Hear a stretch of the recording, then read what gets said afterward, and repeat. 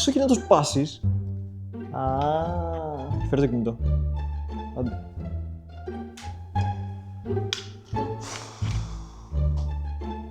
Θα μου δώσει καινούριο. Έλα, πάρε. Ευχαριστώ. Τι ακριβώς να κάνω? Δεν ξέρω, ρε φίλε, κάνει κάτι δημιουργικό, κάτι ξέρω εγώ. Οκ, αλλά γιατί slow motion? Δεν ξέρω, νομίζω ότι το slow motion είναι πάντα ωραίο. Οκ, ό,τι πεις εσύ.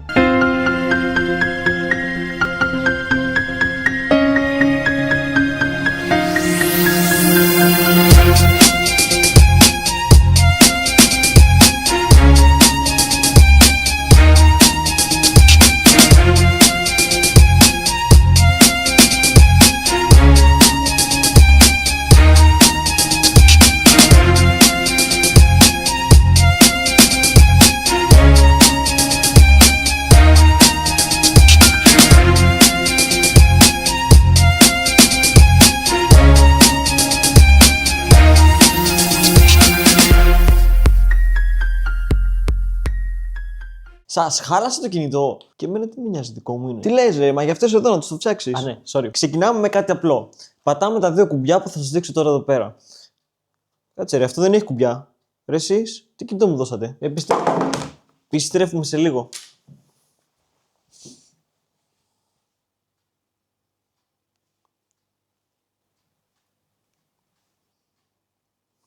Τι γίνεται κάμερα ρε, ηλίθι? Τι να πω για το cameraman. Ωραία, και τα πιέζεις, το ένα που ανοίγει το κινητό και το άλλο που δυναμώνει, χαμηλώνει τη φωνή.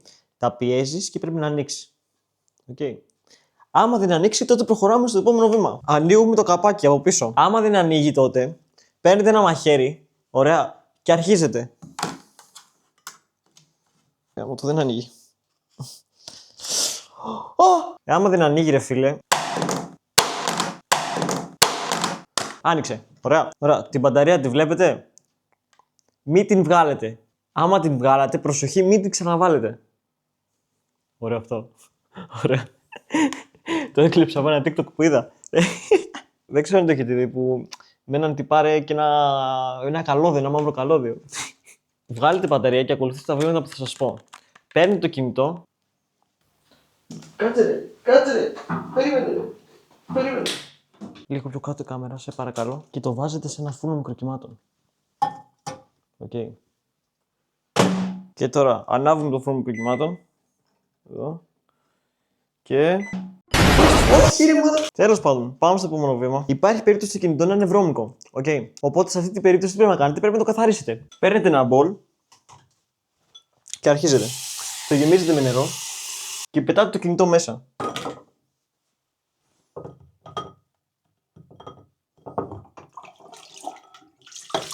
Το πλένετε καλά. Καλά.